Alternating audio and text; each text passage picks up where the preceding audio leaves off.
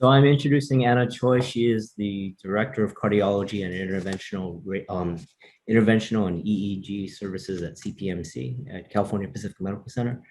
Anna is a nurse who believes in placing patient care and experience above all other factors. So with this core belief, Anna has led many initiatives over the years, including moving patients into some new hospitals for us at CPMC, as well as opening multiple COVID test sites and vaccination sites for the CPMC workforce against COVID-19. She's a registered nurse and a certified radiology administrator. She holds a bachelor's of science in nursing from the University of Phoenix. Take it away, Anna. All right, thank you, Godfrey. Let me just open up my screen here. All right, can you guys see that okay? So thank you for having me this morning to talk about some of the lessons that we learned as we opened a vaccine clinic for healthcare workers at our facility during the COVID pandemic. Just a second. All right, so what we're gonna go over today is just handling and distribution of the vaccine, some security concerns, how we did staffing, and really the prioritization of the vaccine administration among healthcare workers and the clinical considerations that we had. So I just wanted to spend a minute talking about how we got here and the timeline of the pandemic as it started, because it's progressed, even though it felt like a really long year, it's progressed really quickly.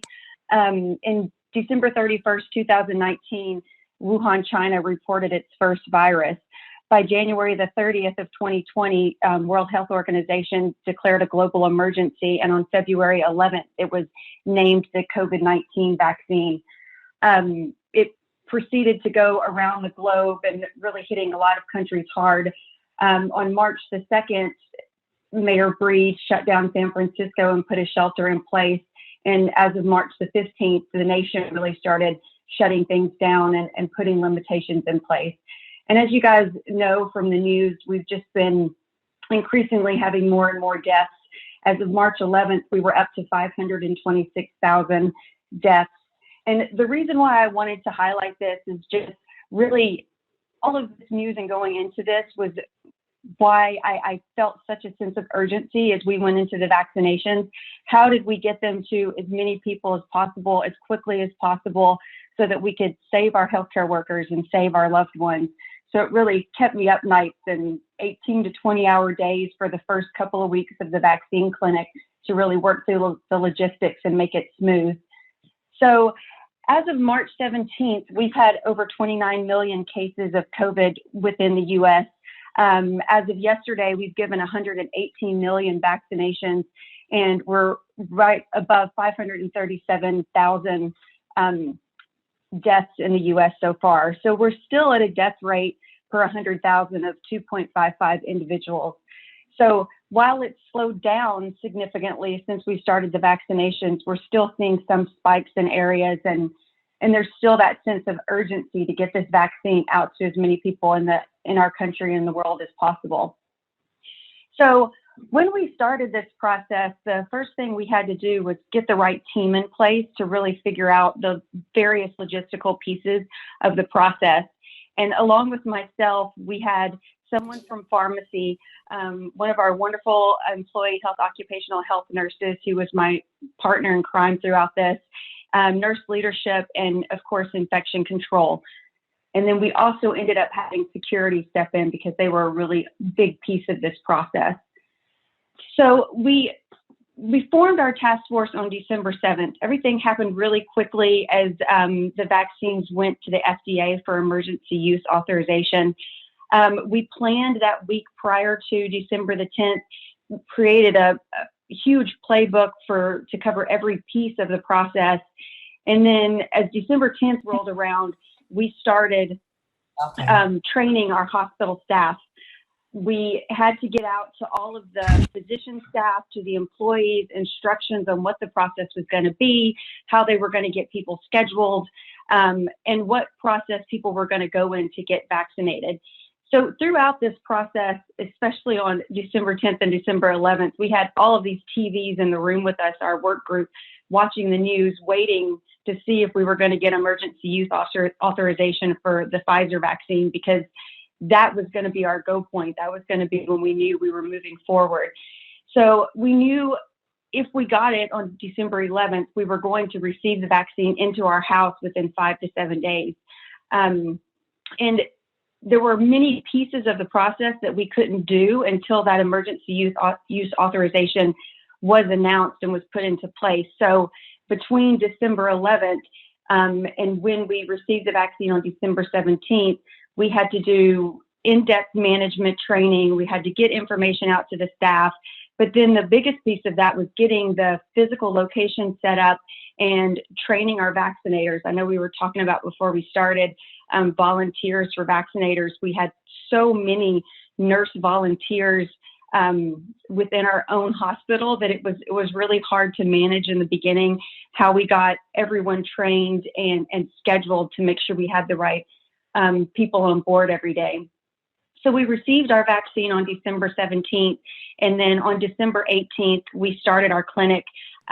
We knew that with the Pfizer vaccine and the second dose starting 21 days later, that we had to start at 50% of the volume we thought we could handle so that we could double that volume 21 days later.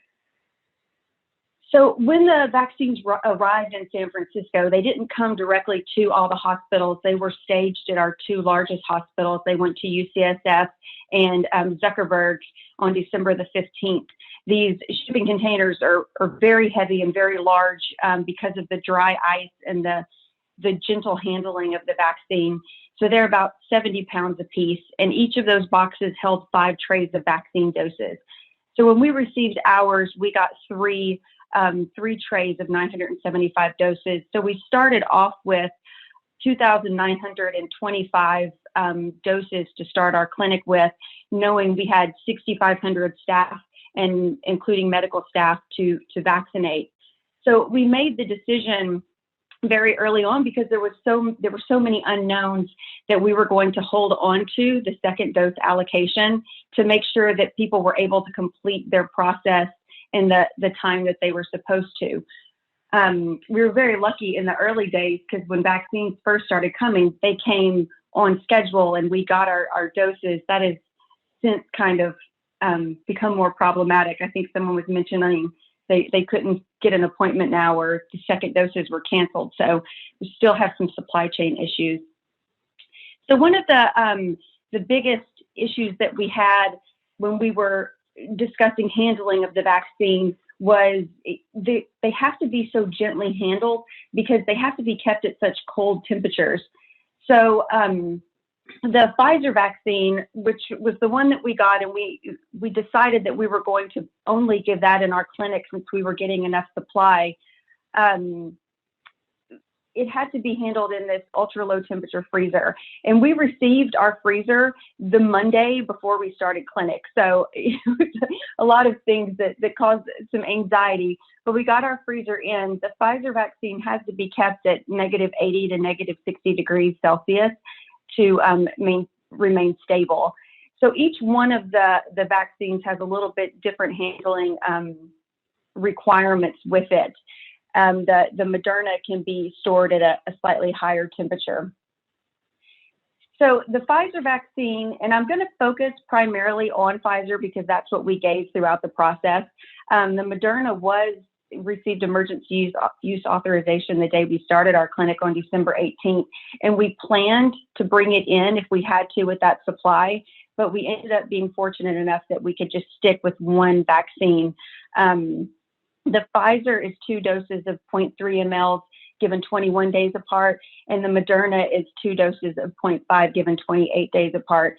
They're not interchangeable, and as you can imagine with 2 completely different medications and how they have to be reconstituted and drawn up, having 2 in one clinic could have offered a lot of safety concerns. So we were very fortunate that we got to just stick with the one vaccine.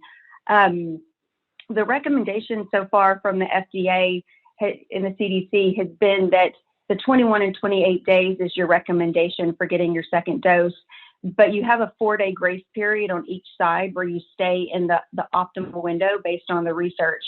They have shown with data so far that if it's 6 weeks or beyond, your vaccine still reaches the same efficacy. So far, there's not a lot of data beyond that because we just haven't had enough time yet. But they're really showing now that if your second dose is canceled, if you get it later than you were recommended to, then the efficacy is still reaching the percentage that you want at 94 or 95%. One of the logistical challenges that we discovered as we went into this, Pfizer was supposed to give 5 doses a vial. We quickly learned that they almost routinely gave 6 doses a vial, sometimes 4. There was variation in them. With Moderna, it was said to be 10. It could give anywhere from 9 to 11. So part of the problems that this led to on our day was no matter how well you planned with your patient scheduling, you still didn't know how many doses you were going to have during the day. And there was always that little bit at the end of the day that you were playing with, trying to make sure that you didn't waste any of this precious resource. So after they did the preliminary studies, the efficacy data for Pfizer and Moderna, Pfizer showed a 95% efficacy after the second dose, 2 weeks after the second dose, and Moderna was at 94.5%. The Johnson & Johnson, which has just recently been approved, is 1 injection, and it's right at 66% efficacy, which only being 1 injection, I think that we'll see that offers us a lot of protection because it's a bit easier. The Pfizer vaccine has been shown to be effective against the UK and the South African variants that are popping up. And because of the messenger RNA technology that it has with a platform, the companies have already been able to work on a booster and create a booster, a third vaccination for these variants if needed.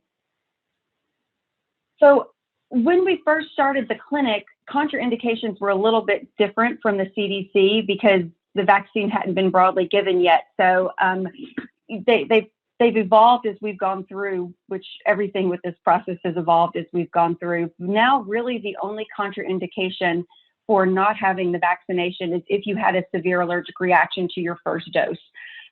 We proceeded with caution if you've had other vaccinations and had severe reactions. But outside of that, they really don't. They recommend getting it. The benefits outweigh the risks of getting it. So for the healthcare workers, there were specific questions in-house after receiving the vaccine. And one of the first ones, and we see it on a national level now, is I've been vaccinated. Do I still need to socially distance and wear a mask? And the answer to that question is yes. And we'll talk a little bit about population immunity as we move forward. But employees are still at this point required to socially distance and wear a mask. Until we reach the point of population immunity, we will have to continue those efforts. The other one was, are only those who are vaccinated allowed to care for COVID positive patients? And the answer to this question is no. Our process has not changed, will not change in regards to PPE requirements for this patient population. We'll still use the same safety precautions. And because of this, all healthcare workers will still be required to take COVID patients as assignments. So as I mentioned earlier, there were a lot of pharmacy considerations with the Pfizer vaccine because of the handling of it. With the ultra low temperature freezer, because it gets so cold, it has to be handled in a very specific way. And with the limited number of people who were trained to access the freezer, and they had to go through specific training on what protective equipment to wear, how to bring things out of the freezer, and how to handle it. So with the Pfizer vaccine in the freezer, its shelf life is 6 months. Once you bring it out of the freezer and take it into the refrigerator, it's only good for 5 days. And once you reconstitute it in the clinic that day, it's only good for 6 hours. So, because it's such a precious resource, handling it and making sure that you're not pulling too much or drawing up too much is a constant concern. When you bring it out of the freezer, if you move it directly into the fridge, it takes 3 hours for it to thaw. If you take it directly from the freezer and put it at room temperature, it's 30 minutes. With the Pfizer vaccine, it has to be reconstituted. And we made the decision that in order to make sure we didn't waste doses, we would reconstitute within the vaccine clinic so that we could draw up as we knew we had patients to give doses to. So one thing when we went into this that was a very big unknown for us was the security of the vaccine, because we didn't really know how the population was going to respond to knowing that there was vaccine on the premises and everybody couldn't get it as soon as possible. So we really spent a lot of time on our security plan. We had security involvement through every level of the process. They were there when we received the vaccine. The storage of the vaccine within the pharmacy was in a locked ultra low temperature freezer, which we discussed that only 3 people were able to access under lock and key. It was also in a locked room that was secure as well. When we would go down each day to get the vaccine, we had a security escort. We did a dual count of the vials with security present every morning and every afternoon when we picked them up and returned them. And during the vaccine clinic, we had security staffed outside of the room to just help us. We didn't allow anyone into the clinic that didn't have an appointment or wasn't approved to get a vaccine, to really limit any kind of conflict or drama in that respect. So one of our everyday processes in the clinic was just remaining fluid in the process. You know, as I said earlier, this was a constantly evolving situation. Every day there was new information, there was, new flow. So we tweaked things a little bit every day. When we got towards the end, we had really great processes in place that we were able to help transfer over to the mass vaccination sites that our company started. But when we brought the vaccine into the clinic, in regards to security, we had a locked fridge in the clinic. Only the lead was able to access it. They would pull the vials out. We did a very specific worksheet on the left of counting the vials, so we made sure nothing was lost or stolen throughout the day. One of the most challenging pieces of the day was counting how many patients you'd had so far, how many doses had come from vials, and how many more you had to draw up. So 3 or 4 days in, we developed this vaccine dose count worksheet that we had the reconstitution nurse with every vial. He or she would document how many doses came out of the vial. So we just had a running tally of how many vaccines we had already drawn up in the clinic. And this really helped us with the counting process as we went through. And, we went, as we progressed into it, towards the end of the day, we knew we had 400 people scheduled. So we would draw up in the beginning of the day about 2/3 of that.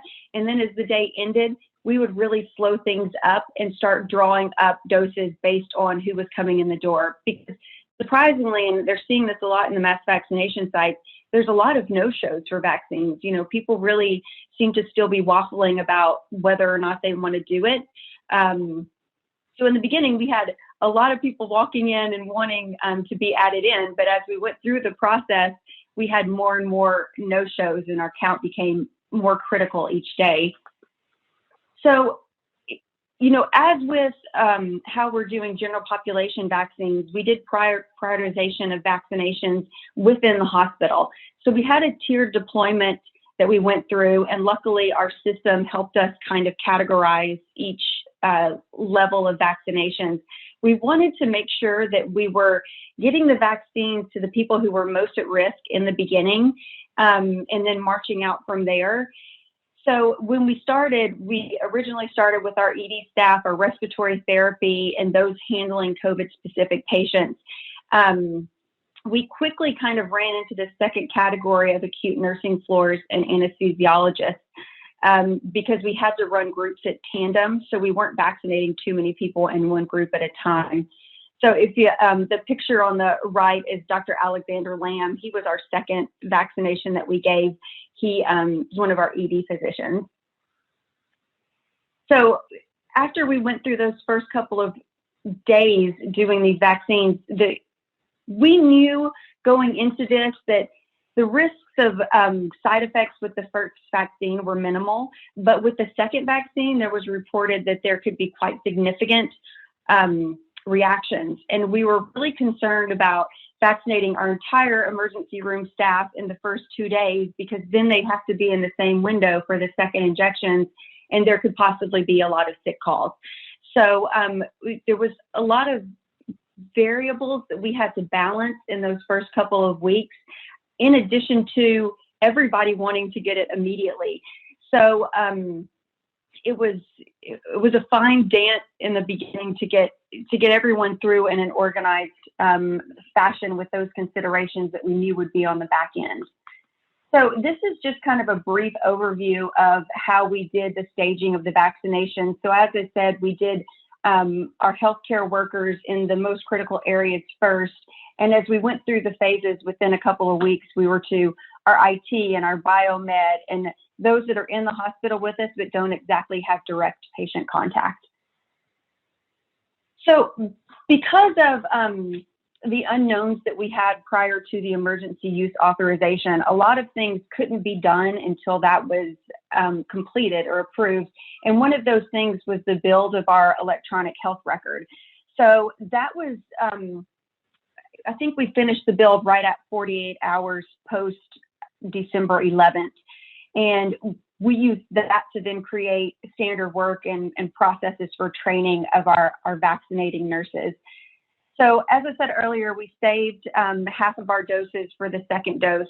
For our clinic, we staffed with just RNs and clerical staff, but many of the mass vaccination sites now are using LPNs and medical assistants and physicians, really anyone with the appropriate credentials and are able to help. So when the patients came into the clinic, they hopefully were registered prior to coming in. They would come in for their vaccination, have their observation, and schedule their next appointment. And we early on created a standby list every day to help with those excess doses at the end of the day. So one of the things that we created when we did our playbook and we got our emergency use authorization was standard work for each level of the clinic. So the nurses and the vaccinators and the observers had very detailed instructions with how they handled the process with the patients. Because when patients came in, they had to be screened prior to being vaccinated. Every person that gets the vaccine has to be given the FDA packet on the vaccination information. And then they have to be educated on the vaccine. So that was part of the time that it took us for our process with handling these elements. Then the vaccination and observation. And, you know, we talked about contraindications. One of the things that we considered was 15 minutes is the recommendation for observation time. But if you've had previous reactions to vaccines, then we would ask you to stay for 30 minutes. So that could prolong some of our time. When we were setting up the space, the one thing that we wanted to do was make sure that we just had a straight flow through the process. We didn't, because of socially distancing requirements, we didn't want people backtracking over the same area. So we picked a very large space where the patients entered through one end of the room and they exited out through the far end of the room. And considerations that we had in the room, all of the seating was spaced, the vaccinators were spaced to be at least 6 feet apart. We required that people kept their masks in place the entire time. There was not allowed to be any food or drink within the clinic while they were there. And as I said earlier, nobody was allowed in the vaccination clinic that wasn't working the clinic or actively getting vaccinated. As we increased our numbers that we vaccinated every day, the flow through the process and keeping extra people out was really important so that we could maintain social distancing. So this just shows you kind of what our tack time was throughout the process. So we, in the beginning, as we were getting set up, it took about 33 minutes between wait time and education and check-in for patients to go through the process.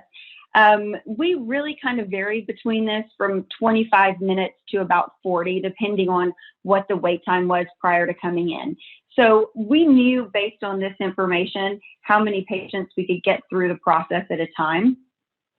So when we originally started planning staffing, we our original goal was 80 patients a day. And with this, as you can see, we had planned on having 6 vaccinators doing the process. We started that first day and we did well over 100 patients. We had a very smooth flow. We found that starting the reconstitution process about 45 minutes before the clinic opened so that we had a good supply of vaccines already mixed up on hand really helped the flow of the process. And then we eventually moved to where we had 2 reconstitutors. And within the first 12 days, we went from a goal of 80 patients a day to we hit over 500 in one day. And we had planned on having a second space to do second dose injections because we thought, well, if we're doing 500 a day, then eventually we're going to be doing 1,000 a day as we're doing second doses. But what we found was that was really our highest day. And we started kind of working through our employees where we weren't having so many in a day. And we got up to where we had 12 vaccinators in our one space, and we were easily moving through large volumes of people with no problem, much smoother than we did. We opened the second space one day, and it actually ended up being more difficult to run 2 separate spaces than it was to just flow through one. So as I mentioned earlier with side effect management, there's a lot of different considerations when you're vaccinating healthcare workers within a hospital next to an emergency room than when you're vaccinating the general public at a off-site location. With the first dose vaccine, it was commonly reported among our staff that they had soreness in their arm, and that was the biggest thing that we heard. But then with the second dose vaccine, we were getting severe fatigue, headache, feeling like people were in a fog, and then muscle pain, lymph node swelling. We had about 30% of our employees report severe symptoms afterwards. We had a large number of sick calls, which was challenging for a couple of weeks as we worked through days with large volumes of patients.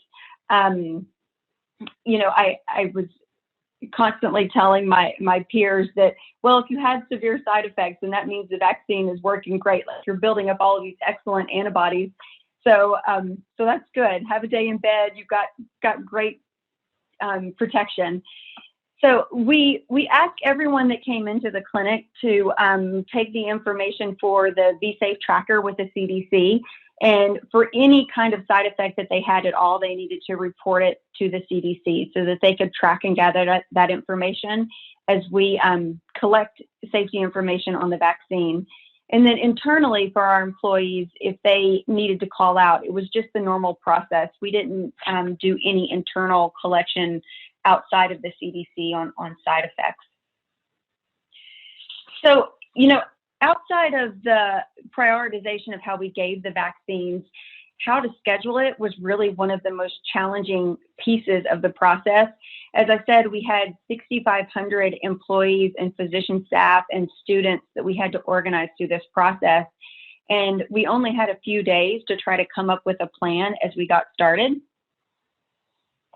So we initially used a process we put into place when we moved into our new hospital of a large Excel spreadsheet that the physician chairs and managers scheduled each of their people reporting to them into.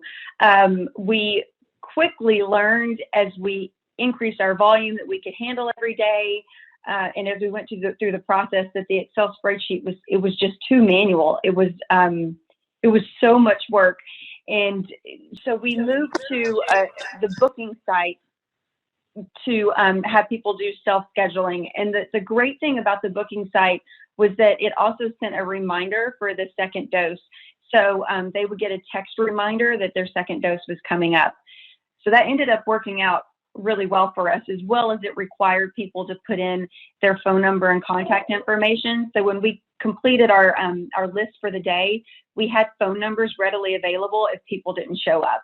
And I'm just still surprised as we went through this process, as we got towards the end, one of our last days that we offered first doses, we had a 50% no-show rate, which is really disconcerting. And thank goodness we didn't draw up vaccines we noticed it very early and stopped reconstituting like 2 hours into clinic, and ended up really good on our dose count. But with that no-show rate, it really threw us for a loop.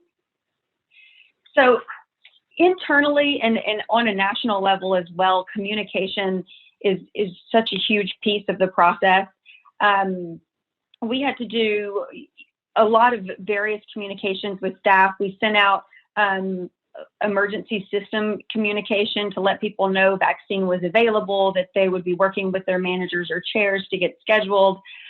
Every day we put up screensavers across the hospital with these thermometers showing how many people had gotten vaccinated. And then we put out a lot of communication about why you should get vaccinated, because that continued to be kind of an ongoing issue that we had of vaccine reluctance. So where are we going from here? You know, we went through a lot of iterations of how we were going to continue to vaccinate employees, new employees as they came, people coming back from leave. We were originally going to have our occupational health team run small clinics, but because of the vaccine supply issues, we made the decision that we would send our employees to our mass vaccination sites. And even that, because of the vaccine supply, has caused some challenges. But for right now, that's going to be our plan until we work through large numbers. And then we'll look at a maintenance plan through our employee health system of, you know, how we group 5 to 6 individuals at a time to get vaccinated on a weekly or biweekly basis based on the need.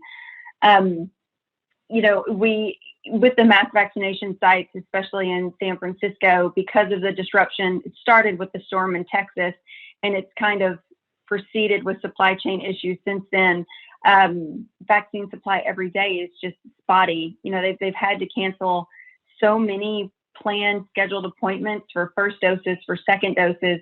We had almost 3 weeks where we weren't even scheduling first doses at our sites because we couldn't get vaccine in and it wasn't reliable. And then right now, because of that process, the nurse who's in charge of it is going in every day and adding appointments for the next day based on what she received for vaccine supply that day. So it continues to be a very manual and laborious process. I'm not going to go through this whole slide, but there's a lot of different considerations when you are vaccinating the community versus when you're vaccinating the healthcare workers. As I said, you know, when we were at the hospital, we were right next to the emergency room. We had plenty of medical management right at our fingertips. So that was not a huge piece of the consideration for us when doing observations or backup planning. But when you're working at an offsite area, it's how you facilitate the elderly moving through, because 65 and above was our first population. In California, we had a lot of conversations around how we handle interpretation with the various languages and making sure that we have everything printed in the various languages that might be coming through. And just support medically, support with scheduling and the process and registration. So a lot of things that you have to put into place, and it requires a lot of bodies. Like you know, there's one thing to have the vaccinators, but then there's all of these support people, which really outnumber the vaccinators about 2 to 1, so that you have a good flow through the process. As I talked about earlier, the increasing vaccination willingness was really a big piece for us. We started doing these "I got vaccinated for" signs and kind of having everybody post them around the clinic to show why. Why did you choose to get vaccinated? Why are you here with us today? Because of the messenger RNA technology, this is the first licensed vaccine that it's been used for, but it's been used for many other vaccination processes previously. You know, it originally was discovered in 1989 for protein production and has been used as a platform for the previous SARS virus, for rabies, for influenza. And the best thing about it is it shows a very minimal amount of side effects based on the traditional vaccine platforms. So for Pfizer and Moderna, with their combined studies for the safety and efficacy. There were over 70,000 participants. The messenger RNA technology is so incredible because it kind of creates this blueprint in your body with your DNA. So it produces a spike protein and helps your memory B cells produce antibodies. And, you know, as I was talking about earlier with the variants that are in the UK and South Africa, because of this ability to produce antibodies and create this blueprint, it makes it much easier to change the booster dose of the vaccine to cover those variants. So this is just a slide of our vaccine doses over the 43 days that we ran the internal clinic. As you can see, we ramped up quite quickly over the first week. We really peaked at hitting a little over 500 doses in that one day. And then as we worked through our patient population, you see that it kind of ebbed and flowed based on the amount of people that we had left to vaccinate. So in total for our vaccination clinic that we gave 10,872 doses. So overall in our healthcare system, we gave over 85,000 doses, almost 11,000 of those being in our clinic. Within our hospital, we vaccinated well over 80% of our staff. We did find that because healthcare workers tend to have multiple jobs in multiple areas, we had a large part of our staff that got vaccinated at other jobs. So we're still in the process of collecting that data for people that were vaccinated elsewhere. And we're hoping that once we have all of that collated, we'll be well above the 95% vaccination rate within our healthcare facility. So as I mentioned earlier, the Johnson & Johnson has now been approved. It was approved February 27th, and it's starting to become available throughout the nation. But as we go through, you know, it was great because the CDC started giving recommendations of what you could do after you reached your full efficacy 2 weeks post-vaccine. And I was driving to work one morning and listening to the radio and heard that the CDC said you could hug your grandchildren. And I just about started crying in the car because, you know, so many of us haven't seen our parents, haven't seen our grandparents. And now to be able to think that you can hug your loved ones and not be afraid that you're going to hurt them is huge after a year of uncertainty. So now with the CDC recommendations, fully vaccinated people can gather in small groups. They can be without a mask. You can be with unvaccinated people who are low risk from one household. So we're slowly moving forward. There's still the recommendation that you're masking and socially distancing when in public, that you're avoiding large gatherings, and that you still delay travel as much as you can as we work to get the nation vaccinated. So, you know, a lot of people have been asking at what point will we be fully vaccinated? And in doing this presentation, I was doing research on population immunity or herd immunity. How do you know when you've gotten to that point? And you kept hearing when we first started rolling out the vaccines, well, 80% of the nation has to get vaccinated for us to reach this population immunity. And I was looking through with the measles, they had to reach 95% population immunity with vaccinations in order to eradicate it. With polio, it was right at 80%. And, you know, because this is so new and it's a new virus, we don't know what the percentage is going to be. So really doing all we can as healthcare workers to encourage people to take the vaccine to get us to that point so that we can have a normal life again, and we can travel and we can see each other's faces live is really where we need to be. So right now, we are currently in California still vaccinating 65 and above, essential workers, healthcare workers. The goal in San Francisco has been that everyone would be vaccinated by the summer, June or July. But because of the unreliability of the vaccine supply, that number is that date's uncertain if we're going to get there or not. So right now, we have given 147 million vaccine doses.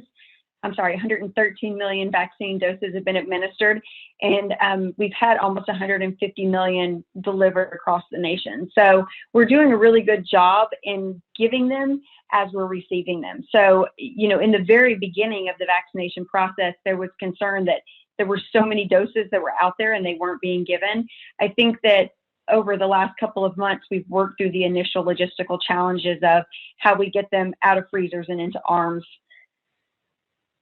So this is a picture of our vaccine task force at my healthcare facility. This was right the day before we opened the clinic. We were all very excited. I've included my email here if you want to email me and ask me any questions. If you're setting up a vaccine clinic at your site, I'm more than happy to help you. To the left of me there is Chelsea Mullins. She was my occupational health nurse that was my, amazing partner. And between she and I, we could really help you if you needed it. So I will stop there and let you guys ask me any questions you might have. So Anna, there's a few questions from the chat. One of them is asking about the Vanish Point 1 ml syringes. And I guess what's happened is that they were advised that, well, with the Vanish Point syringes, you could squeeze a 7th dose out of the Pfizer vials, but they were advised not to use the Vanish Point syringes. And is there a reason why they're not doing that, and will they allow that in the future? So I'm not familiar with that syringe. We used I'm not sure if that's the name of the one that's in the packet that comes with the vaccination. They did, like I said, originally the Pfizer vaccine was supposed to be 5 doses. Within a week after receiving the vaccines, the FDA approved pulling 6 doses. They have never gotten to where you could pull 7, because what they were seeing across the board was that 7th dose was never a full dose. So it's just not worth it to end up giving someone a partial dose. It's better to just waste it. Okay. So I think that hopefully with our vaccine supply coming, we won't need to try to squeak out a 7th partial dose from those vials. Okay. Now, for patients undergoing chemotherapy, are there specific precautions regarding getting vaccinated, or are there precautions that are patient specific? So they actually recommend with cancer patients, obviously, if you have any outlying condition, you should be consulting your physician, but the benefits vastly outweigh the risks in giving you this protection. The only reason for waiting to get the vaccine that's currently out there is if you have recently had an active COVID infection. And then I apologize because they keep changing how long they want you to wait, but I think right now it's right at 6 weeks post last symptom that you had before you get your vaccine. So that's been the only reason to wait. They're doing extensive studies now on whether or not you should have the vaccine during pregnancy. And the data coming back is showing overwhelmingly that there doesn't seem to be any negative side effects to the fetus. And it's much safer to prevent having a severe COVID infection during pregnancy, because you're more at risk. It's better to get the vaccine. Okay. Now, a lot of nurses have been advising patients that they could take Tylenol or ibuprofen to manage some symptoms of the vaccine. But, as we understand, there aren't many studies that really talk about this. And, is there a standard script? Because, some of these medications may or may not have any effect on delaying or affecting the immunity of the vaccine. So the recommendation right now is that you don't take any Tylenol or ibuprofen or medications prior to receiving your dose, because this could diminish the effectiveness of your vaccine.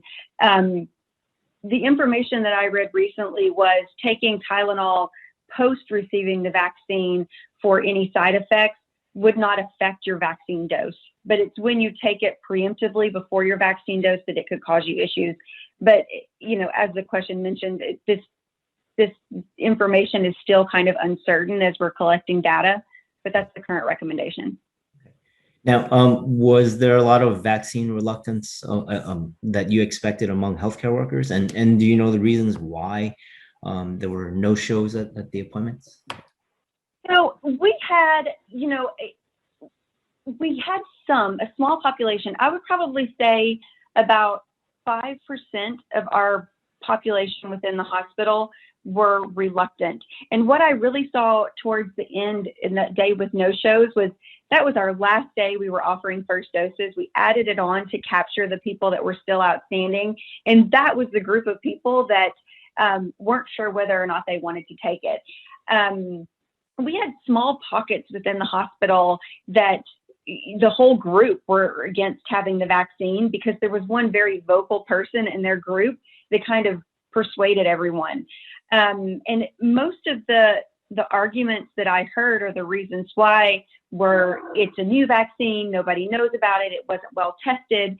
So we did a lot of education and physician speaking on why the vaccine was safe and why it was best to proceed with getting it to kind of help combat that. But there's still outliers. Okay. And are the social gathering recommendations applicable to vaccinated healthcare workers? Sounds like there might be a different set of guidelines for healthcare workers. I haven't heard that there's a different set of guidelines. I've only seen the one, so I'm not sure about that. But what we're doing within our hospital is we're still following very strictly to limiting the number of people in a conference room. We're not eating together, even though we're vaccinated. So I think we'll slowly see that change. But I personally have not seen any separate set of recommendations for healthcare workers. And as a point of clarification for the first question, it looks like for the Vanish Point syringes, it looks like there's a whole dose that's able to be extracted with the syringes. So that's kind of interesting. Yeah. We'll have to. I don't know about that one. All right. I think those are all the questions for this session right now. Thank you again, Anna, for presenting for us today. We look forward to any other information you might have in the future if we have any more updates. So, all right. Thank you so much for having me. Yeah. Thank you, Anna. That was a fascinating talk. Really appreciate it. So now I'd like to introduce our next speaker, Gemma Cohen. Gemma is co-chair of the Bloodborne Pathogens Safe Device Committee, SDC, and for the Department of Public Health in San Francisco. She's worked for the clinics for a few years and then moved to San Francisco. And in addition to her work with the SDC, she works in anesthesia and the pain clinic at Zuckerberg San Francisco General Hospital. So thank you so much. We'll look forward to your talk, Gemma. Thanks so much for your introduction. Can you guys all see my PowerPoint right now?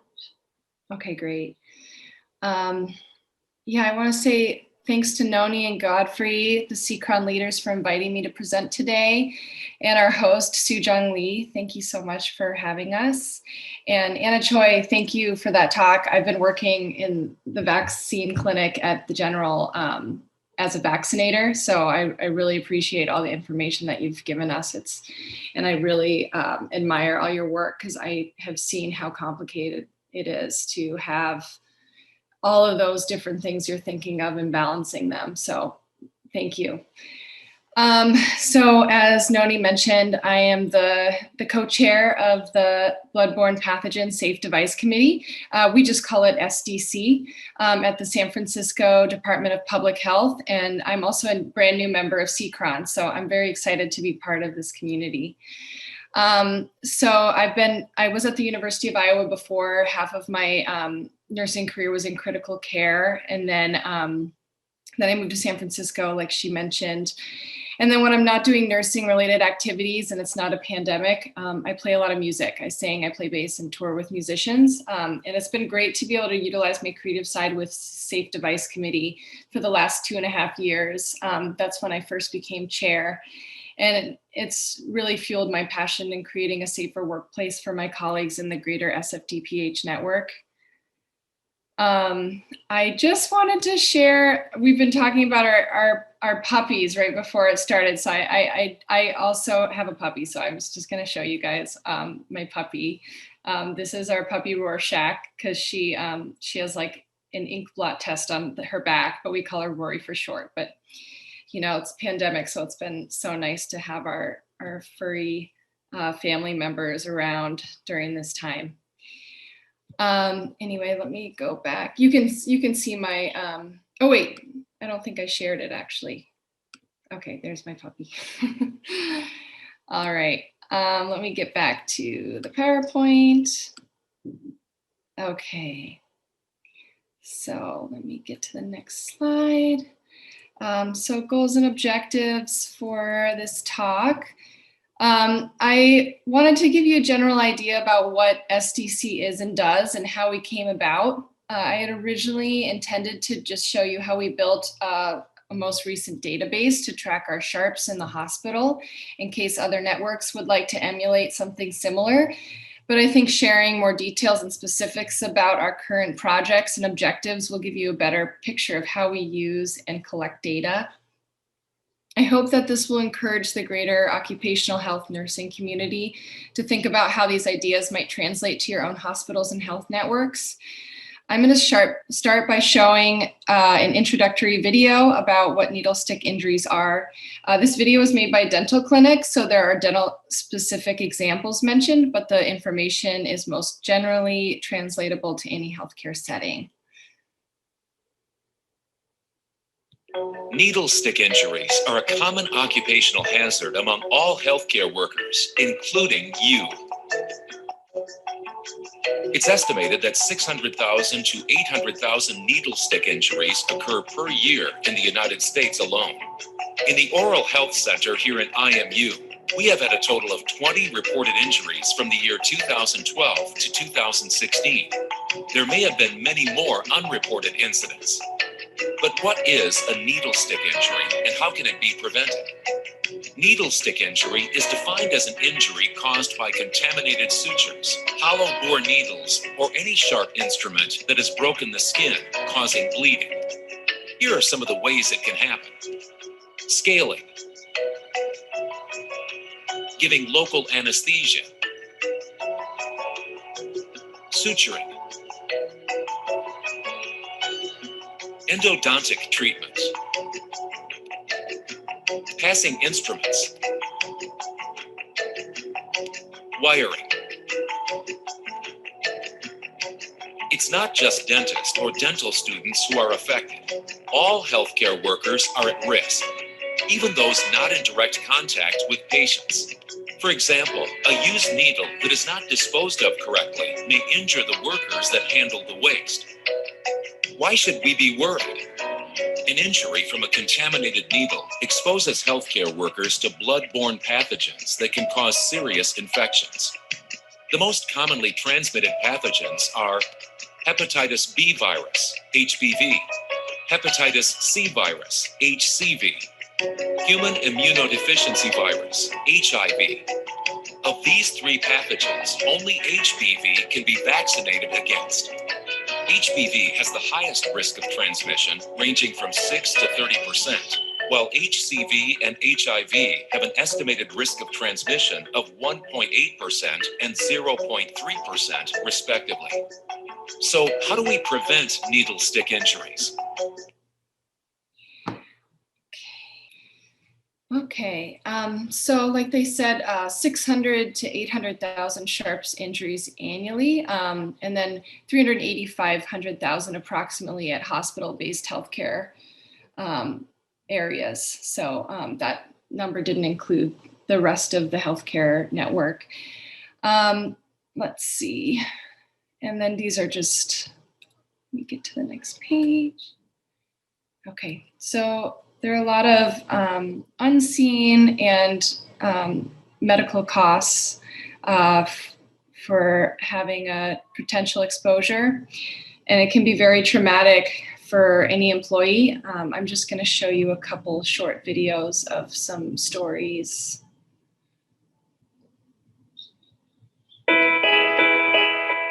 When you think about needle sticks, you always kind of think, oh, it's not going to happen to me, but you're never prepared for the things that come out of nowhere. It was a couple of years ago. I was actually pregnant with my second child. I was just walking across the room and all of a sudden I had a really sharp pain in the bottom of my right foot. A suture needle had gone all the way through the bottom of my shoe and into my foot. The patient in the room at the time actually was positive for HIV and hepatitis C. Not only was I afraid for myself and the possibility of what I could contract, but I was also thinking about my unborn child. I thought about my other child and my family at home and telling them. I thought about how it was going to impact my personal life and the things that I had to be careful with. I was just afraid. They set me up on a schedule, told me I would have to be tested for at least 6 months. The hardest part of the whole process was just not knowing. It's not just one test and it's over. It's waiting. It's being tested again and again and again. And you never know, just walking around in your everyday life, if something is inside of you making you sick. It was all very complicated and overwhelming.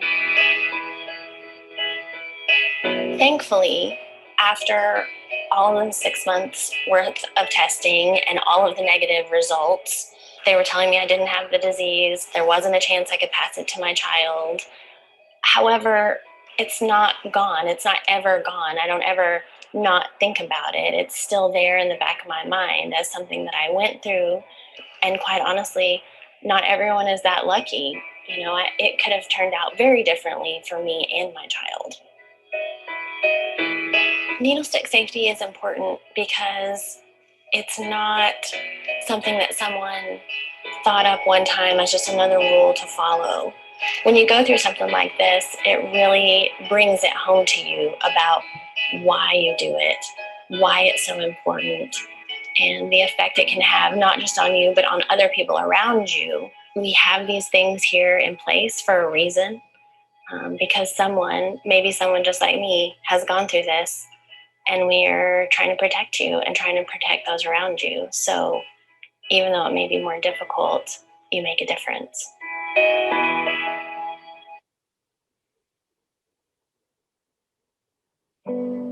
Hello, my name is Karen Daly. I'm a nurse and the past president of the American Nurses Association. I'm here today to share a very personal story with you and to talk about an important workplace issue that affects nurses every day across this country. 18 years ago, I suffered a sharps injury. And like many sharps injuries, it was a sharps injury that could have been prevented. My injury didn't occur because I was careless or inexperienced. My injury occurred because of an overfilled sharps box and because safer devices weren't being made available. My injury could have been easily prevented. Unfortunately for me, my injury resulted in the worst thing I can imagine. As a result of my injury, I contracted HIV and hepatitis C. And I don't want the same thing to happen to you.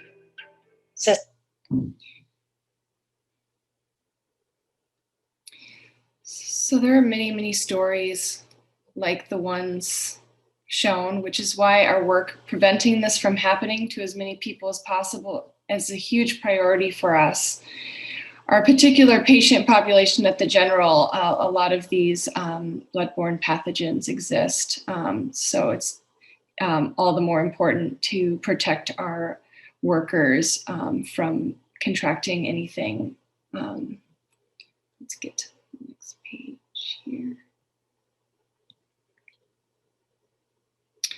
Just giving you some dates and context here.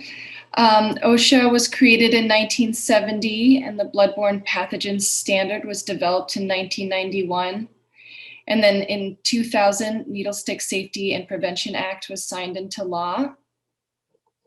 And then in 2001, Congress modified the OSHA bloodborne pathogen standard to, quote, require employers to identify, evaluate, and implement safety medical devices such as needleless systems and sharps with engineered sharps protections. The act also mandated additional requirements for maintaining sharps injury log and for the involvement of non-managerial healthcare workers to identify, evaluate, and choosing effective engineering and workplace practice controls.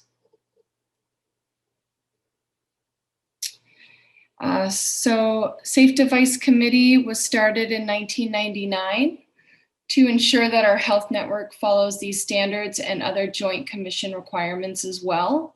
And then also to ensure that our employees adhere to all provisions of our network sharp safety policies and also our bloodborne pathogen exposure control plan. Okay, so here are some main things that SDC does. Our main objectives are to track and prevent exposures, but there are a lot of different components to that. We track not only sharps exposures that can cause injuries like cuts, punctures, or lacerations, but also splashes and splatters to the eyes, open skin, and mucous membranes.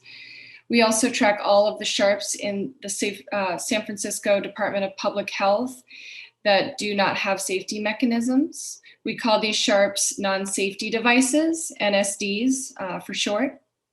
These are instruments such as scalpels that aren't retractable, sutures, any needles without some kind of safety engineering. We then use our data to identify key areas of risk and work with clinicians to replace NSDs if possible, and create educational materials that target certain areas of risk and regularly search for new potential safety devices on the market. We also meet quarterly with other members to review each quarter's data and follow progress on current projects, discuss and evaluate potential safety devices, and also critique and comment on any new developed educational materials such as our newsletters and safety bulletins.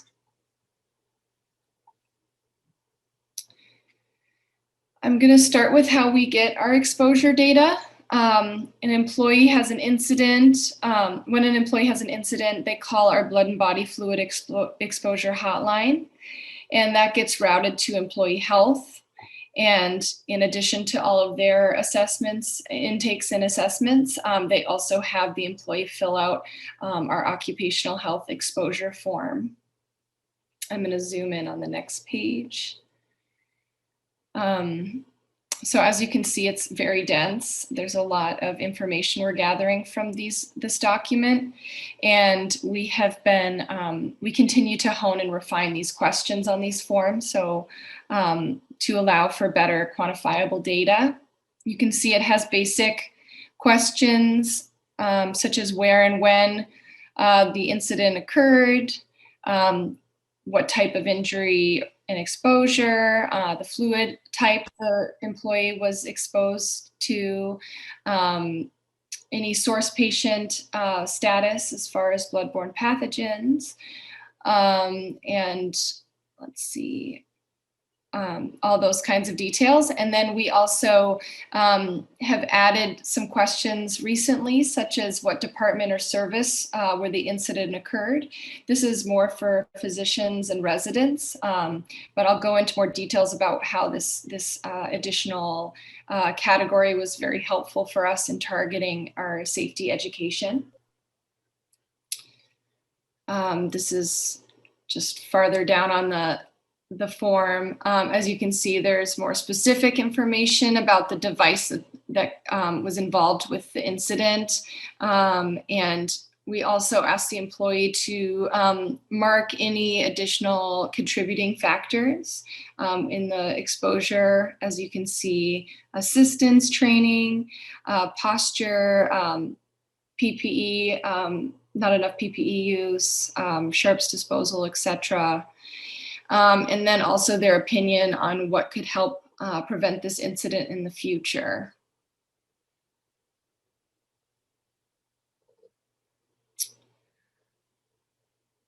So each incident is entered into our exposure log, and each quarter we use pivot charts in Excel to see what we can get out of the data and various trends. So as you can see, our incidents by year, our exposures have continued to trend down, though 2020 might be skewed, or is most likely skewed quite a bit because we were using substantial additional PPE during the pandemic.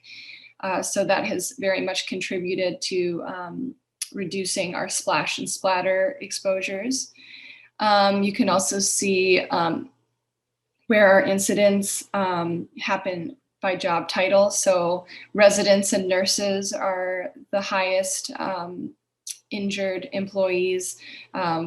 Residents most likely because they're new, and nurses most likely because they are using these devices and are managing a lot of different tasks at once. And then you can see incidents by device type.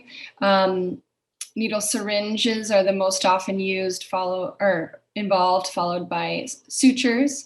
And I do want to add with the needle syringes, a lot of these are actually safety devices. It's just occurring before they've been activated, such as when an employee is inserting a needle or withdrawing a needle from the patient.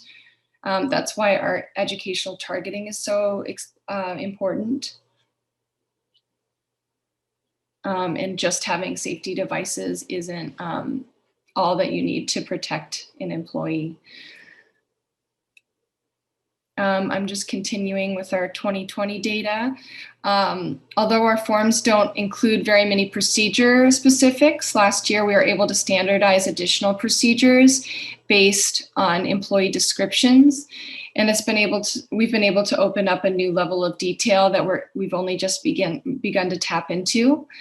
So you can see this list here of different procedure types that we've been able to categorize.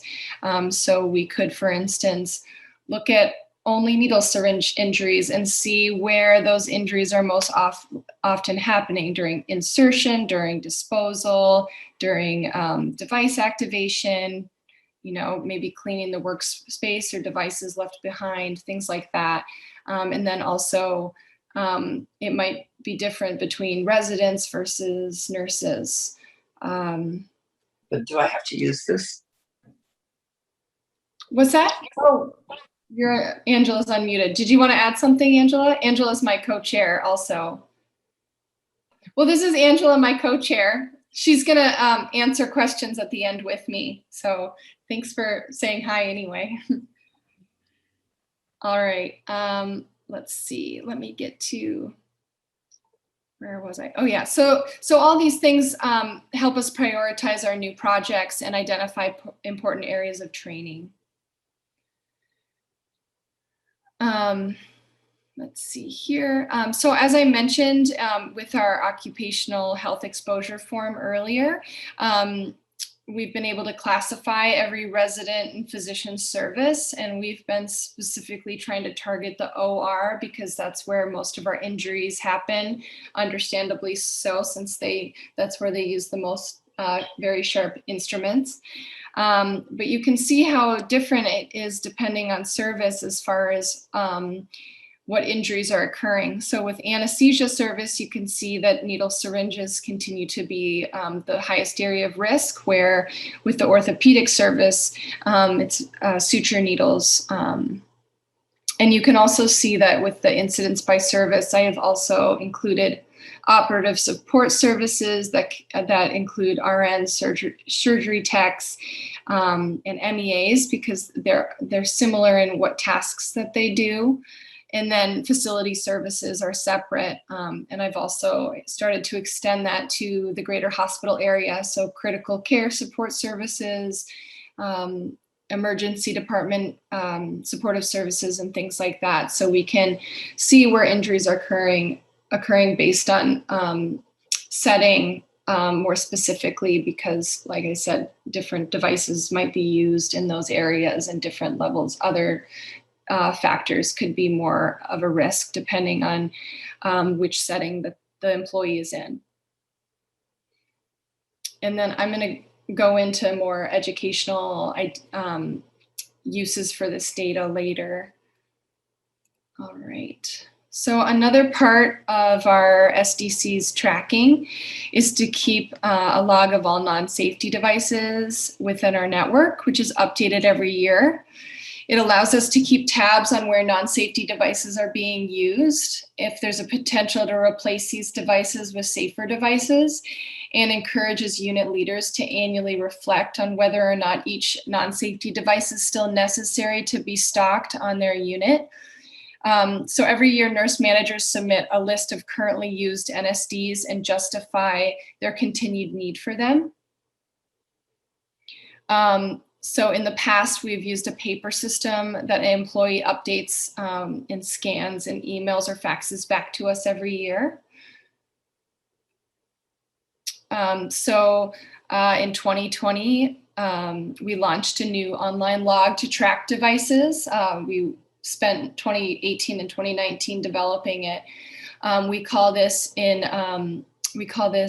SDC Inventory for Non-Safety Devices Log, INSTI in other words. Actually, it was Noni who originally suggested the acronym INSTI. So thank you, Noni, for suggesting that. We've been using that. And there are many benefits to this method. Most importantly, the data is in much more readable format that can be used to identify where specific devices are being used. I'm going to move on to our website so you can see how it works. Just give me a second here.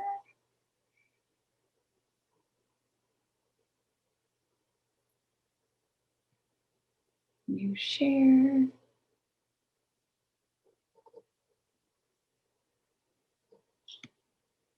Okay, so here is our website here, and then our non-safety device log.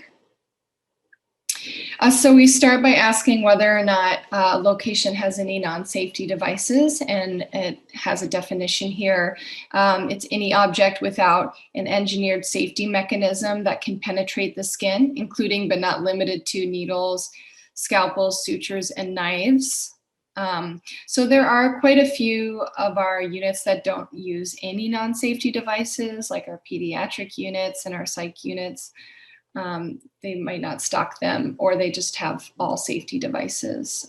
So those clinics would select no here, and then fill out an attestation for the year. So it automatically generates a date, and you put the submitter name and title, and then the department, and then the location. So let's just do ZSFG so you can just see how it shows every single location in our hospital.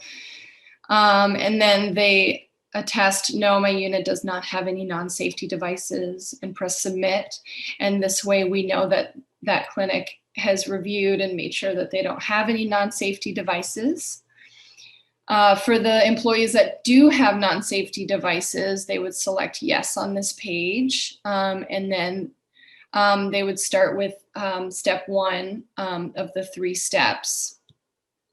I went through and added all of 2019's paper data, so they were able to find their devices easily, because some places have, 25, 30 devices that they've been using, and it takes them a long time. So they start out by looking for their location with the magnifying glass. There's only a couple here because they've already entered them. So these are just departments that might not have had to carry over these devices. So let's just take the emergency department, and then it lists the devices that they have that they can add to the current year. And so when I click on this, it auto-populates a new form that they can submit, and they can edit it before the submitting. And then once they're finished with that, they would go on to step 2, and this is for all new devices. So you can see what the form looks like. It's the same as the carrying over the old form. It's just that this one is blank. So you would add submitter name, title, etc., department location, and then there's device description, device type, reference number, all of these things, size, unit, etc. And then what it's being used for, and then And then if there is a safety version, it asks the submitter to make sure that there aren't any safety versions. And if there are out there, they would select yes, and then justify or explain why this safety version is not used. An example would be anesthesia. They do not like the safety needles when they use lidocaine because it interferes with their line of sight. So, anesthesia department would submit an example of a safe device just so we have it on file if we were to revisit a safety device for them later. And then these are general justifications for why they're not using them. Market availability, like there's no safety device in existence, such as like a suture or a spinal needle or something like that, or it poses an increased patient safety risk, which anesthesia might mark for the lidocaine because, if they're doing like a nerve block or something like that, and they're not able to visualize the site, they could, maybe have an incorrect site or something like that. Or safety performance, that would be more risk for the clinician. And then whether maybe it's new on the market and they don't feel like there's enough safety information available to feel comfortable using the safety device. And then it asks for elaborating and then what safe work practices that you would use for this non-safety device, such as, Sharps container within arm's reach, clear communication with other employees that are working with you, using needle nests, things like that. And then you would submit that device once you finish this form. And then let me just get back to that first, all those steps here. Okay, so then they would fill out the final attestation at the end, but this is also helpful to view all of the devices already submitted for the year. So you can go through and look at every single clinic and unit that our DPH network has. This also includes Laguna Honda and primary care clinics as well. And then they can just make sure that they don't have any duplicates or they're missing anything. So that's helpful for them to see before they go through and do their final attestation. So step 3, it looks a lot like the no pathway, or it looks exactly the same actually, except they would select, yes, my unit has non-safety devices and I've already submitted every device for this year. This just creates a list for us to know which units we're still waiting on, if we need to follow up with them or if they're not finished yet, so we know when we can start processing the data.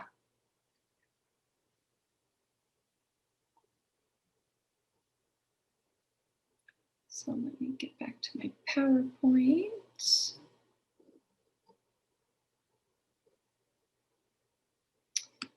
Okay. So many windows. Okay. So here is some INSTI data that we collected. We found that there's actually less non-safety devices than originally thought. That's because we suspect that submitters often just copy what they already have from the year before, sign it and send it back rather than reviewing individual devices. So we were happy to see that actually there's less than we originally expected. And then, let's see, and then also that the most often justification for these devices is just market availability. There's just nothing available that they can use as far as devices, safety devices go. I should add that with both paper and with the INSTI, each form often has multiple sizes. So even though it says that we only have, a little under 100 devices in 2020 and over 200 in 2019, there's actually quite a few more than that, in both instances, because each form, they often submit multiple sizes. Let's see. And then here's some more data here. As you can see, there's a lot of variety, and we're hoping to continue to hone our forms to enhance our quantifiable data here.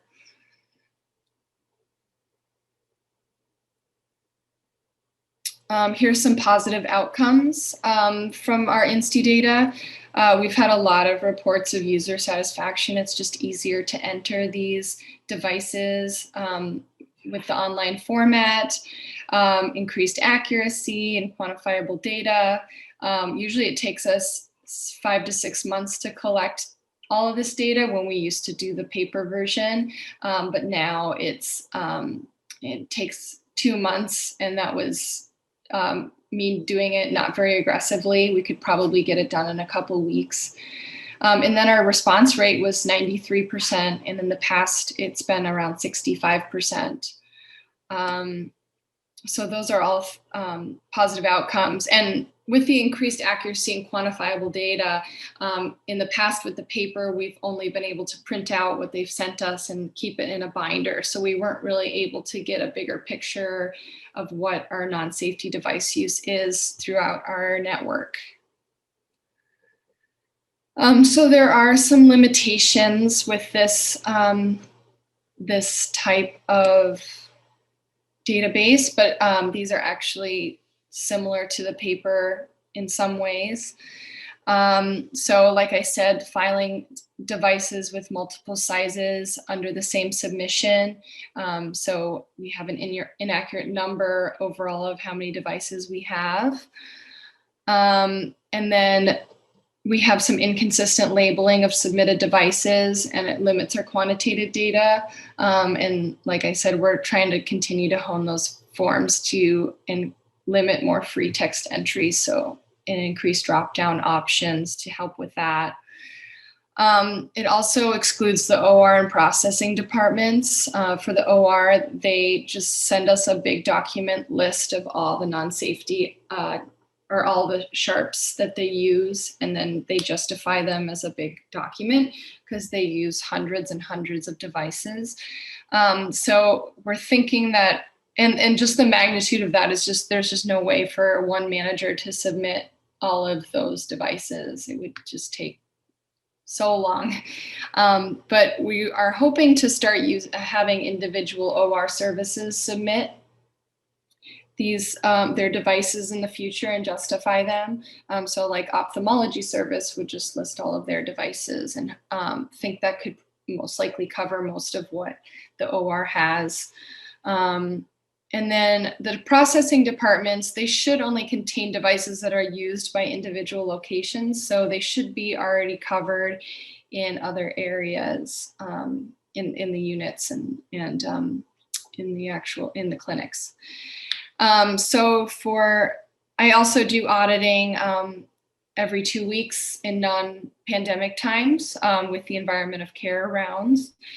So we look at every unit's inventory and note non-safety devices, and we visit about 3 to 4 units each rounding. So it takes about a year to get through the entire ZSFG. And that's helpful just to compare with what the managers have been able to send me through the INSTI log.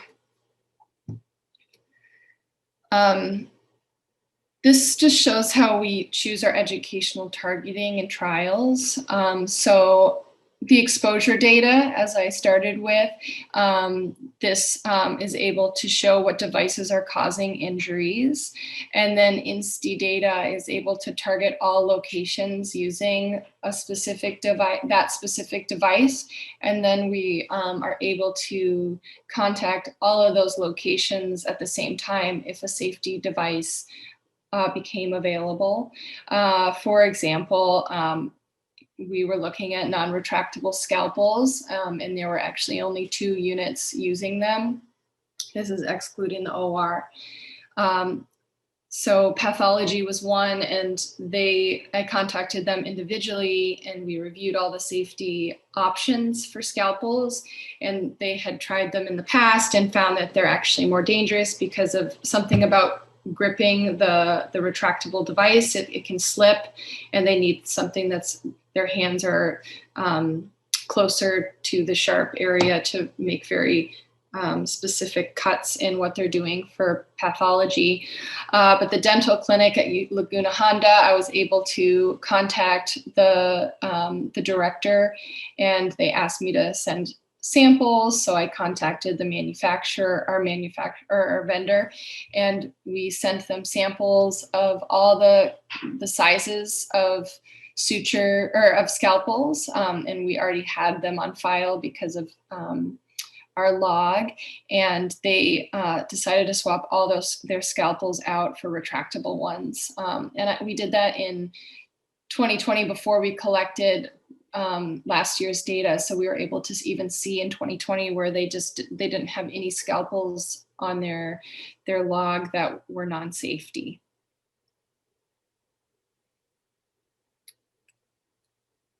A side project we worked on, was started in 2019.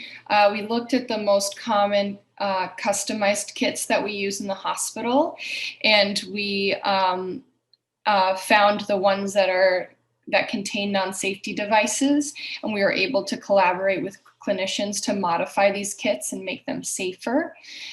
These kits were the irrigation and drainage tray, our suture kit, and our chest tube kit.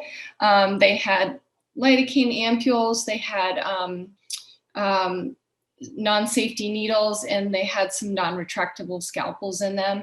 So we were able to swap those out pretty easily. And then we also removed the lidocaine ampules, since clinicians often don't use the designated filter needle that they're supposed to use, and that poses a risk for the patient. And cracking the ampule has caused injuries that have been reported to us before. So we've labeled the outside of the kits with does not contain lidocaine, so clinicians are reminded that they need to get the rubber top lidocaine vial before they use the kit. And then we also added needle nests. If you're unfamiliar, it's like a padded box that's contained in plastic. So it's a safe way to hold needles that you aren't finished with. It also has adhesive on the bottom, and it's also in a sterile packaging, so you can drop it into a sterile field and have it sticking onto a chucks or whatever, or a table, whatever you're using, so it doesn't move. And it also fits in our wall containers, sharps disposal containers. This prompted our Safe Kit review form development. We collaborated with our value analysis committee, who they just review all new products, all swapping products, anything related to ordering for the hospital. So we created a form to help prevent new custom kits from being put in circulation without important safety measures in place. So there are quite a few questions on here that don't have to do with our Safe Device Committee. But as you can see, like if there are non-safety sharps in here, you have to do a justification for why you're using them, and if there's any safe device alternatives, and we sign off on it. And then, if there's a medication ampule in the kit, you have to make sure that you have the ampule cracker, the filter straw, and a warning label to use the filter straw, and then a needle nest or sharps holder, and if you have any sharps in the kit. Infection and safety, or I'll go back, actually up here, they ask if it replaces another kit, and then if it does, this is more of a value analysis request, but they just want to make sure that there's not already a kit in circulation that this service might be unaware of. And then if they do want to use it, and it's going to change that original kit, that all of the services that use the kit have signed off and approved of this. So there's no change that a service makes that other services that it affects, it could interfere with without their knowing about it. For infection prevention and control, they wanted to make sure that these kits are labeled accurately. If there's something sterile versus non-sterile, they don't want to risk having something non-sterile dropped into a sterile kit. And then each part is clearly labeled as that. And then if a product used during procedure is not included, to make sure that it's clearly labeled that the product is not used in the kit. So this was helpful for instance, anesthesia was creating a new nerve block kit, and we gave them this form before they started developing their custom kit. So instead of, at the end where they're like, oh, I have this whole kit ready for circulation, but now I have to make all these changes, they're able to use this as a guide to create their kit. So with our recommendations, they included a needle nest and put only safety needles in it, and they completed justifications for the NSDs. So just to keep in mind, all this being said about device tracking and swapping, most injuries within our network are caused by devices that either already have safety mechanisms or there's no option for a safety version. Sutures are a good example of this, although in the OR it's possible to use blunt sutures with muscle fascia, which we're actually just starting to look into for our orthopedic service, if they would be interested in that. But it's not practical for a lot of procedures where the patient is awake and it's, about, skin suturing and things like that. But that's why targeted data-driven educational materials are so important as well for us to be utilizing. So here are some examples of some educational materials we use. And the first poster, that's a revamp from our original needle stick poster.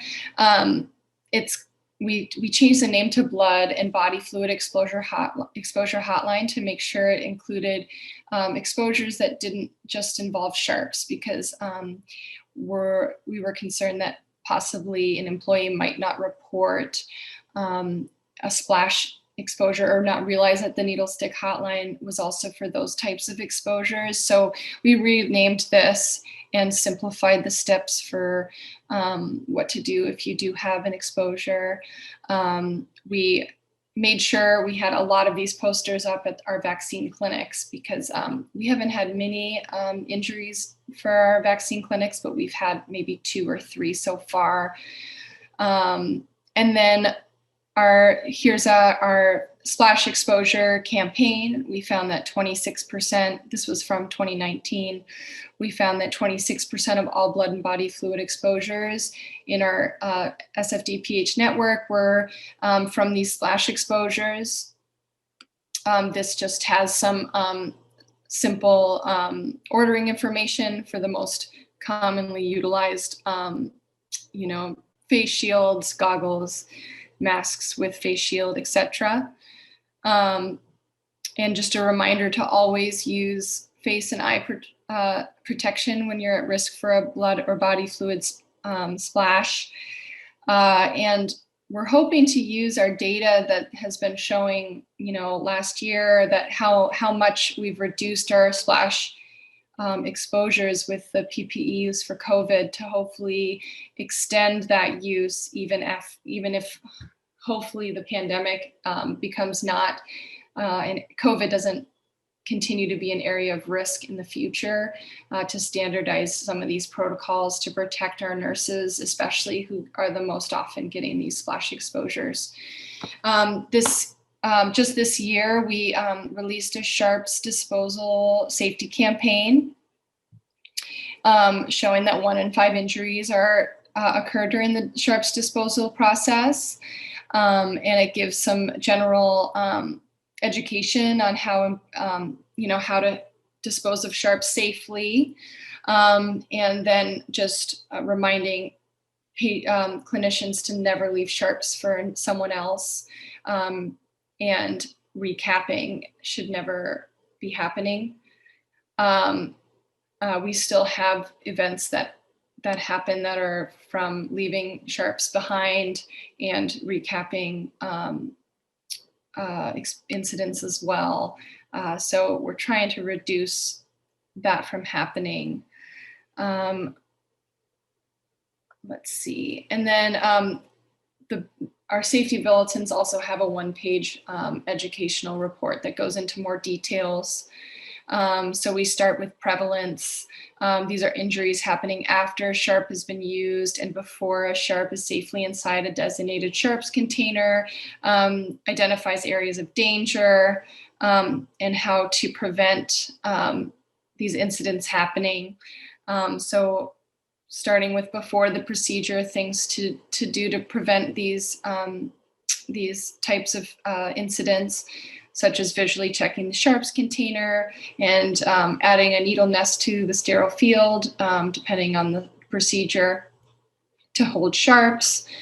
And then during procedure, actively activating safety mechanism immediately after you're finished using and disposing of in the sharps container right away if possible, and then using the needle nest. And then after procedure, reminding people that each worker is responsible for disposing of their own sharps, important general considerations, and then some ordering information.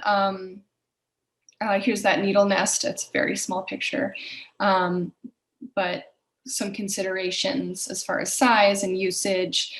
Also how to order portable sharps containers in case the wall ones aren't within visual field and arm's reach, and then how to exchange if if full or defective. I think one of our first stories that I showed in the video was she said one of the contributing factors was a full sharps container, which is how she got her injury.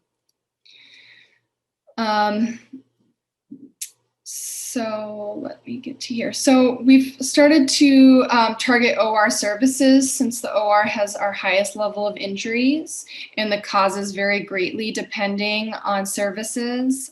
So here's our draft of the OrthoSurge one-page report that we're still revising, and we plan to circulate once our committee reviews.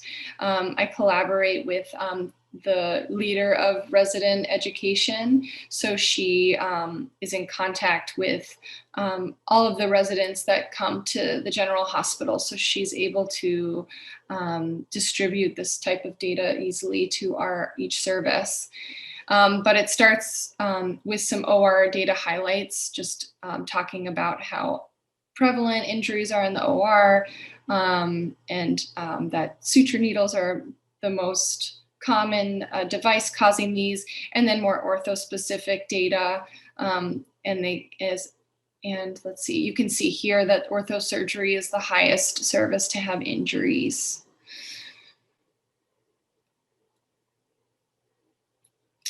We also release newsletters. Our goal is to release them quarterly, but with our other projects, it's been about twice a year.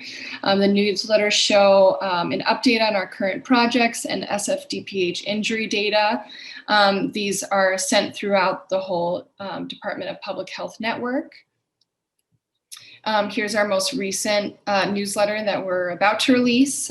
We started with a 2020 in review, so we can see all of the exposure incidents that are happening during the whole year of 2020, and then also follows up on some of our projects. I think we had already released that we're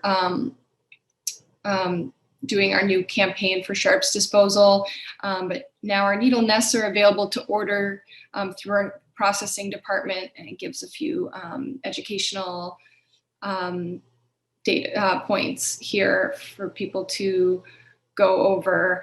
And then it also gives us a summary of our INSTI data here. Here's the second half of it. So you can see our data highlights from 2020 and our by quarter and job titles, top job titles. So you can see who's getting injured and things like that. We feel that it's important for employees to be able to see, how at risk they are. As you can see, residents and nurses are high compared to other services.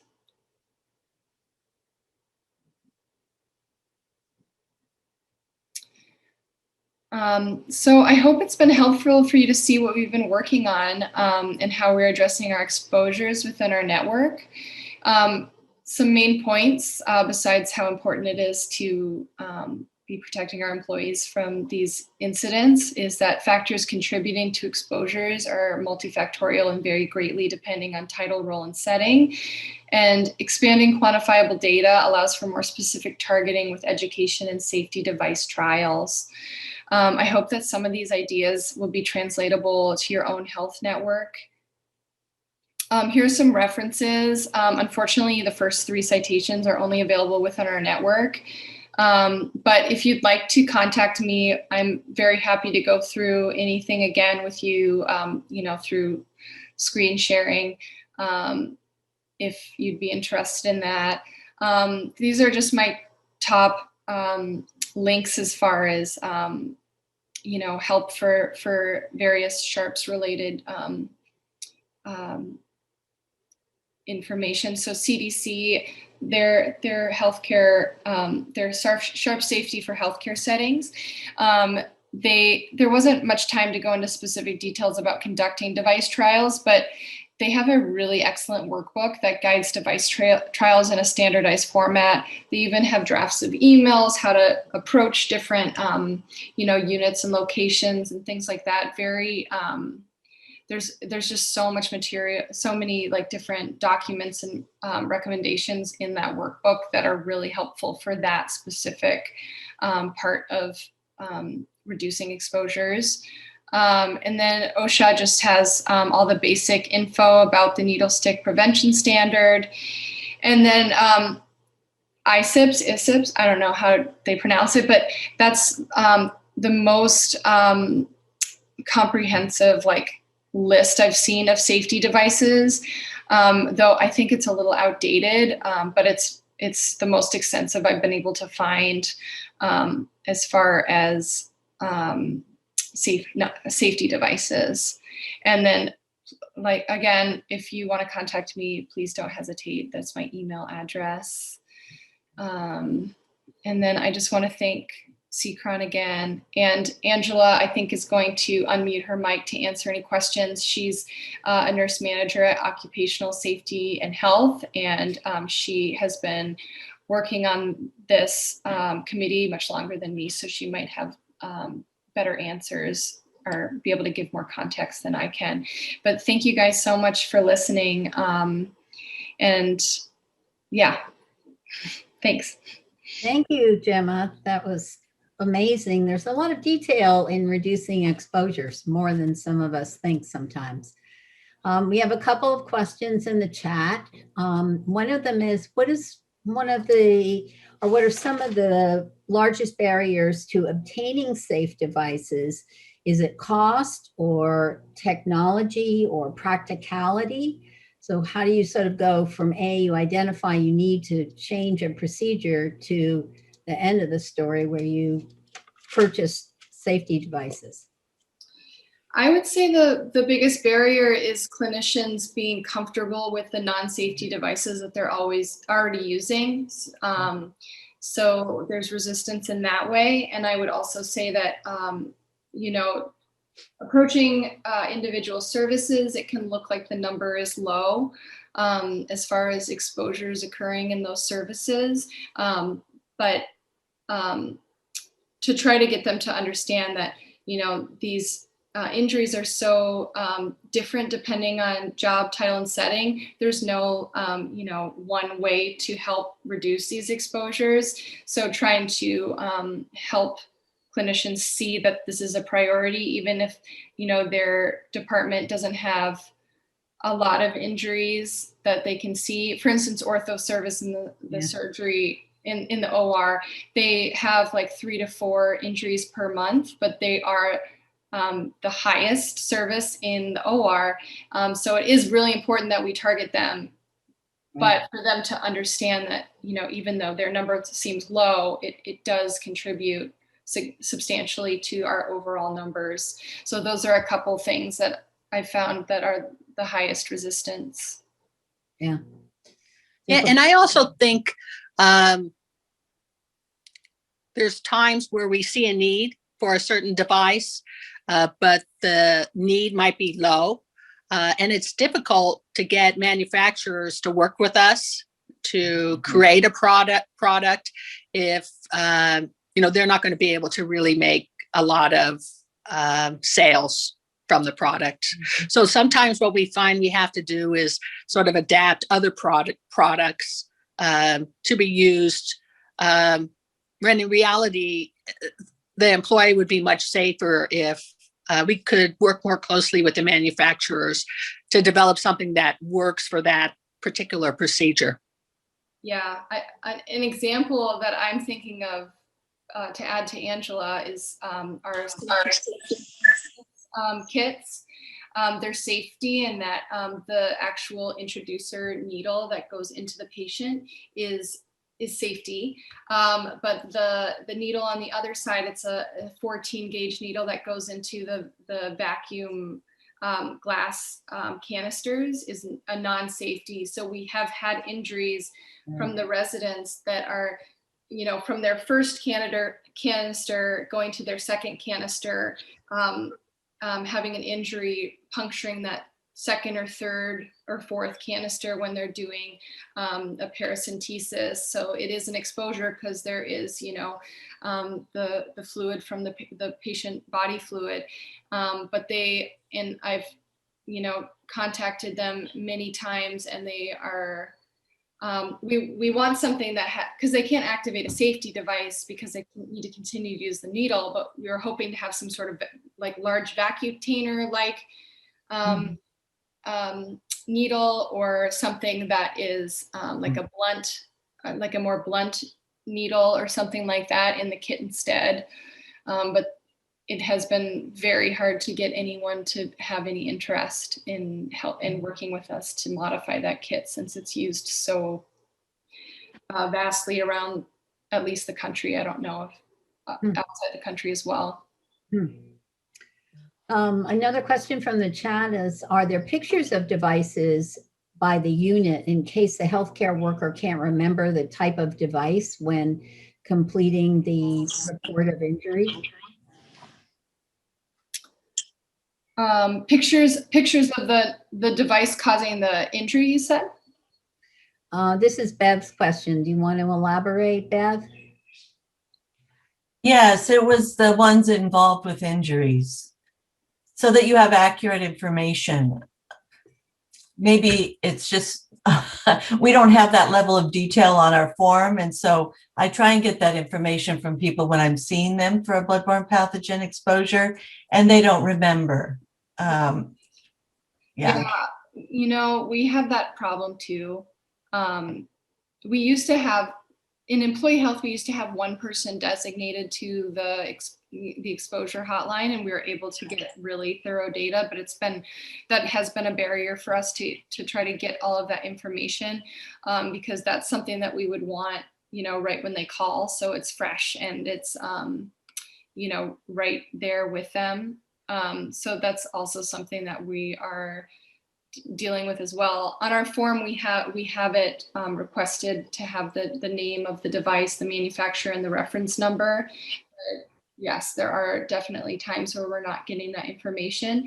We can, with our INSTI data that we get from our non-safety sharps, we can see what is being used there. If it's a non-safety device, so that can be helpful in those times to kind of do that detective work and figure out what it is. But yeah, for the safety devices, we hope that, you know, in that first call that we're able to collect that from the employee. a little bit of CSI work there. Yeah.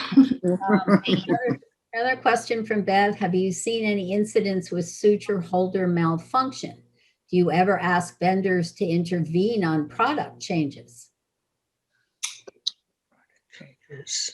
We have seen a few with the suture holder malfunctions, not enough that it has been something that we've started to target.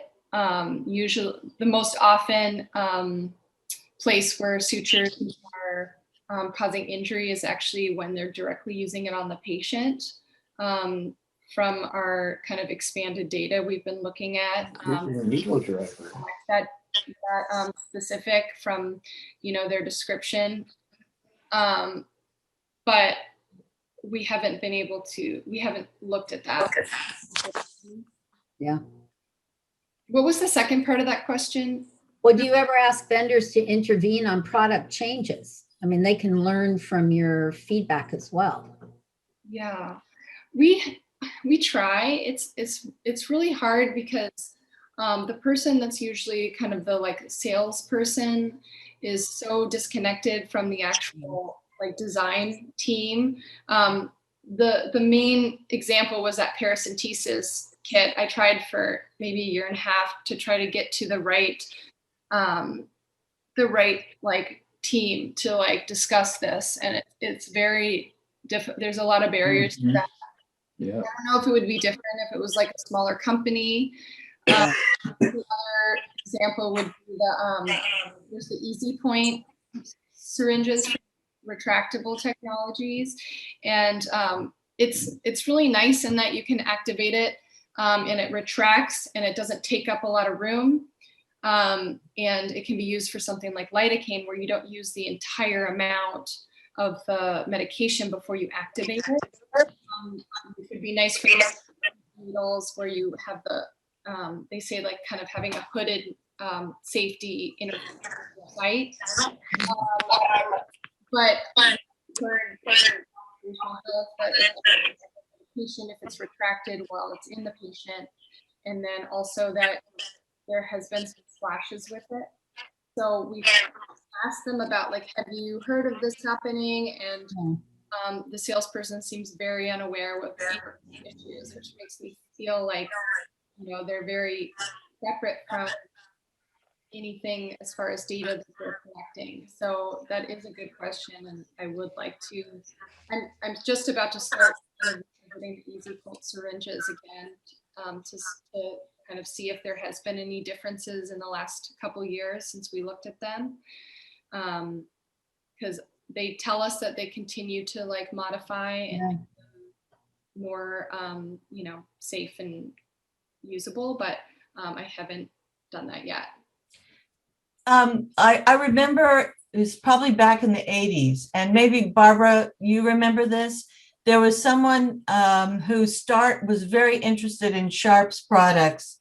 I want to say her name was Janine, or I can't remember. I think she was back in North Carolina, but she started really focusing on all the occupational health nurses sort of gathering, Janine Jager, maybe, that brought together all the information from occupational health nurses for bloodborne pathogen exposures and products, and was really instrumental, I think, in the bloodborne pathogen standard and through OSHA, but also was very involved with needleless kind of products and really putting through safe devices with vendors and saying, yes, we can afford this, because there's a big pushback at first. No, we can't do the healthcare system can't do this. So I think that there's an opportunity of doing something, professionally nationwide to gather this information and to put a little bit more pressure on vendors to come up with products that are safe. Yeah. When they see that national kind of publicity. Right. Yeah. I think that's a really good point. I feel like every time we want to add anything safety related, our value analysis committee is very open to adding anything that we would like. if it is a safety measure that can help, even if it adds cost, as long as clinicians feel like it helps them. I mean, that's the main thing. But yeah, like adding needle nest adds, cost, and using the safety versions rather than the non-safety versions are definitely more expensive. But I think reducing those exposures actually ends up saving the hospital money. If there's like, some adverse event or something like that. There's one last question quickly about the California law. Are you allowed to still purchase non-safety devices when there are safe device options? It seems so, because we still have them, like Yeah. non-safety needles when it comes to anything like dermatology or anesthesia related. I haven't seen, because we're able to still purchase them, and they're still, unfortunately in our kits that are not customized, where we can't modify them. Yeah. Like there's this one catheter kit. It's like a central line, some kind of central line, but they have this like tiny scalpel that's used in the kit, and it's not retractable. And we're not able to switch that out. So, and we're ordering them, unfortunately. The other thing I wanted to mention is the whole non-safety device inventory. I mean, for every non-safety device that we're purchasing, there has to be a justification. The justification is going to be market availability, because like sutures, there's no safety suture on the market. So our justification for using that device is market availability. Others, it's like Gemma had mentioned earlier, the physicians have to feel comfortable doing the procedure. So it's sort of a balance. But our goal is our ultimate goal would be to remove all non-safety devices from our inventory. And I think over the years, as we create our non-safety device inventory, we whittle away every year at maybe 1 or 2 items and get them moved over. But our ultimate goal is not to purchase any non-safety devices if we can make it to that point. Exactly. Makes sense. Well, we're out of time, and I want to thank both presenters, Anna and Gemma, for your detailed and very informative presentations.